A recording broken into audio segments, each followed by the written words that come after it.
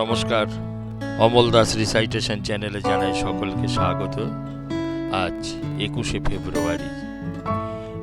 ফেব্রুয়ারি বাংলা তথা বাঙালির গৌরবময় অহংকারের দিন। ঘটনাটি 1952 সালের 21শে ফেব্রুয়ারি হলেও এর বীজ বপন হয়েছিল বঙ্গভঙ্গ সহ স্বাধীনতা আন্দোলনের সময়।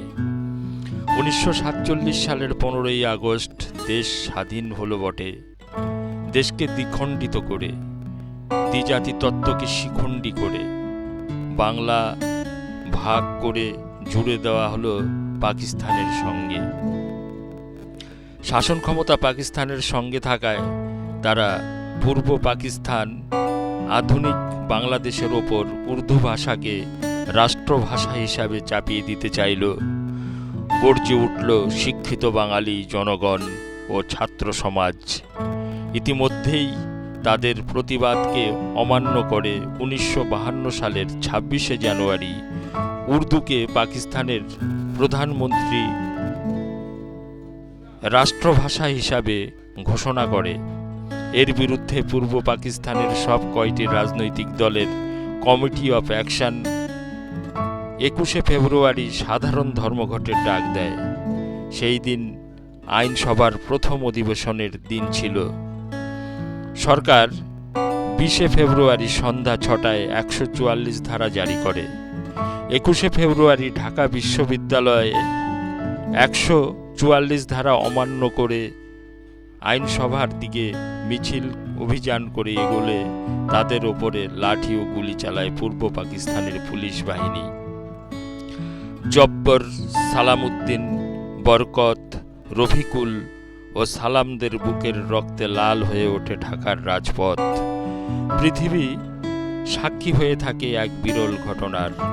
মাতৃভাষার মর্যাদার এই অনুপম দিনটিকে স্মরণীয় করে রাখল ইউনেস্কো।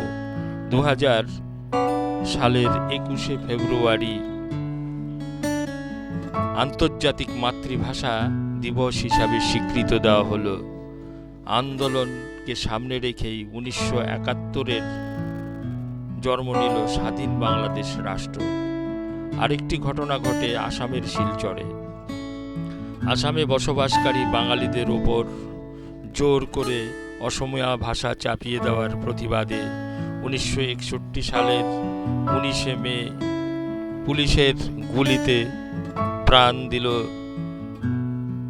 সুনীল সরকার, কমলা ভট্টাচার্য, কুমোদ দাস, শচীন পাল, কানাই নিয়োগী, সুকমল পুরকায়স্থ, চণ্ডীচরণ সূত্রধর, তরুণী দেবনাথ, বীরেন্দ্র সূত্রধর, হিতেশ বিশ্বাস, সত্যেন্দ্র দেব, মোট 11 জন শহীদ হয়েছিল।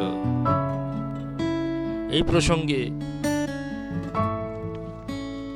আজকের দিনটিকে স্মরণীয় করে রাখার জন্য আমি একটি কবিতা লেখার চেষ্টা করেছিলাম।